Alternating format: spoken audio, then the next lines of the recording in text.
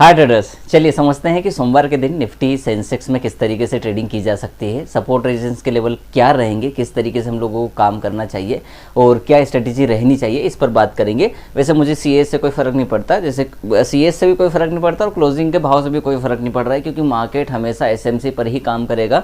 मैं smart money concept की बात नहीं कर रहा हूँ, वो जो चार्ट कैंडल बीओएस और सीएच वाला होता है उसकी बात नहीं कर रहा हूँ।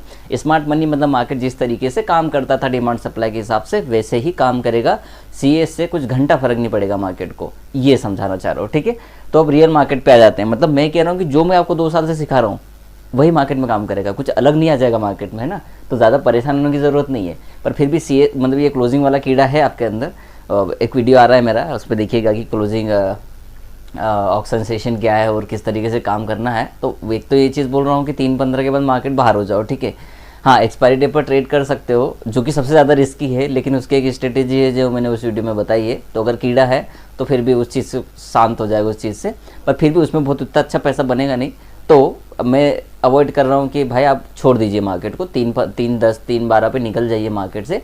फिर भी किसी को उड़ता तीर करना है, सट्टेबाजी ले रहा है, तो फिर वो सट्टेबाज आदमी, फिर वो ट्रेडर नहीं है, उसको मार्केट से कोई लेना देना नहीं है। ठीक है, तो फिर ऐसे व्यक्ति का या तो नुकसान होगा या तो प्रॉफिट होगा। ठीक है, लेकिन नुकसान होगा तो बड़ा और प्रॉफिट होगा जीरो, समझ जाओ मेरी बात।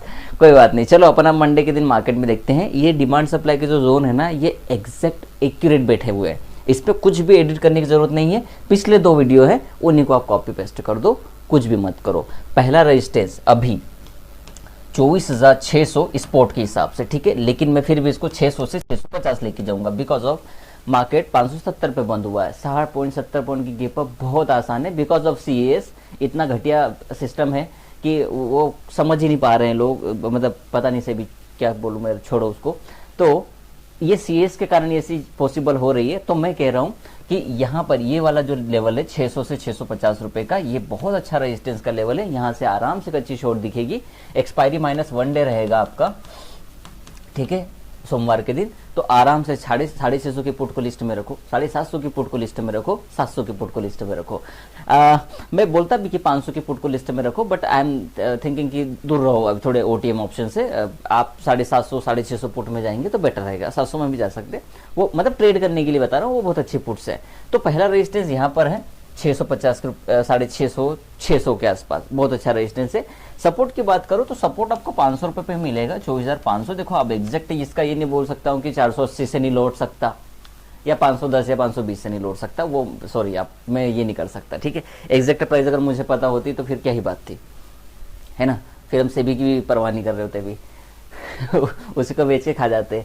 कोई बात नहीं, पहला 650 600 रजिस्टर, 500 सपोर्ट, इसमें कुछ चेंजेस नहीं है। बड़ी गेप अप हो जाए तो फिर आप आराम से 700, आई डोंट थिंक कि 700 रुपये टूट रहा है आसानी से, बशर्ते कि कोई गेप अप वेप अप बड़ा ना हो जाए या मार्केट में कोई न्यूज़ ना हो जाए। अदरवाइज 700 रुपये नहीं टूट रहा है। कल मुझे लग रहा है ऐसा, कल मतलब सोमवार के दिन नहीं टूट रहा मार्केट। ठीक है भाई साहब, ये वाला लेवल नहीं टूट रहा है 700 रुपये के आसपास वाला। और अगर गेप डाउन होती है तो आई डोंट थिंक कि 24,400 टूट रहा है आसानी से नहीं टूटेगा। अगर टूटना भी है तो पहले सपोर्ट लेगा एंड देन टूटेगा, ऐसे वन शॉट नहीं टूट रहा मार्केट में, बशर्ते कि कोई न्यूज़ ना आ जाए, ये वाली चीज़ है। तो सर जी सिंपल सा है, 500 सपोर्ट है, 650 600 रेजिस्टेंस है, इसमें कोई चेंजेस नहीं है। बड़ा गेप डाउन हो जाए, मार्केट नीचे खुल जाए, 420 400 बहुत अच्छा सपोर्ट का लेवल है, सेकंड वाला, यहाँ पर अच्छी लॉन्ग बन सकती है। बड़ा गेप अप हो जाए 700 720 बहुत अच्छा आपके पास रेजिस्टेंस है, आसानी से नहीं टूटेगा। तो यही है, कॉपी पेस्ट कर दो। ये 2-3 दिन पहले भी मैं यही बात बोल रहा था, आज भी यही बात रहेगी और उसी को फॉलो कर रहा है मार्केट। ठीक है, मैं नहीं बोल रहा हूँ मैं स्मार्ट हूँ, मैं कह रहा हूँ कि मार्केट ऐसे ही चलता है।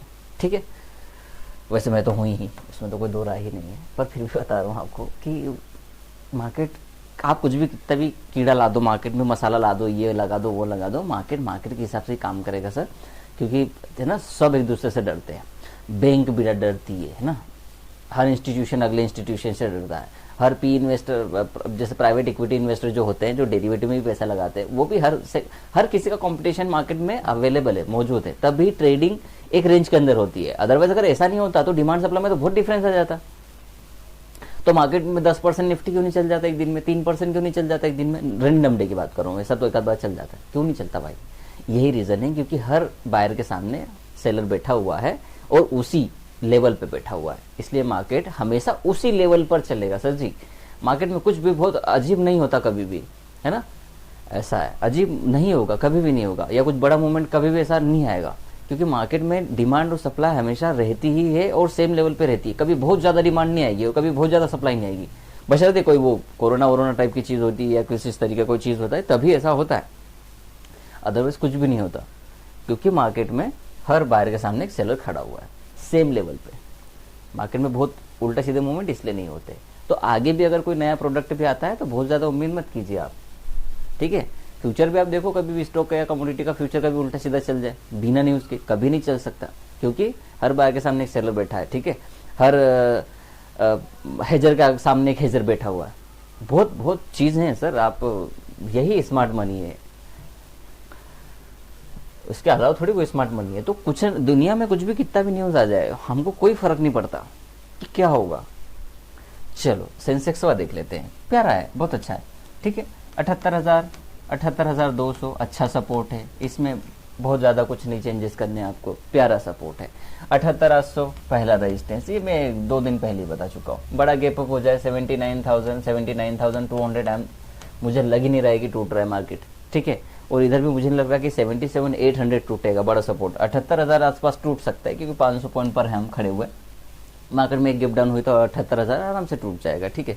तो वो तो कोई बड़ी डील नहीं है, लेकिन 77,800 के आसपास मार्केट एक अच्छा सपोर्ट लेगा, ये मेरे लिए बहुत ज़्यादा लेवल। 78,000 उतना इंपॉर्टेंट नहीं है जितना 77,800 है, ये मैं समझाना चाह रहा हूँ। तो यहाँ पर आता है तो मैं और ज़्यादा सेटिस्फाइड रहूँगा कि अब कॉल बाय करने में या पुट शॉर्ट करने में कोई प्रॉब्लम नहीं आएगा, ठीक है। और उसी तरीके से मार्केट अगर 79,000 79,200 टच करता है, जो कि उस दिन उसने किया था क्लोजिंग में, याद होगा, फिर ये वाला लेवल किया था 5 तारीख को, और मैं बोल के गया था आपको वीडियो में कि समझो इस चीज़ को, नहीं टूटेगा। और ये जो पैसा बनता आपका, चाहे आपने कॉल सेल किया हो चाहे आपने पुट लॉन्ग किया हो, बढ़िया पैसा बनता, ठीक है।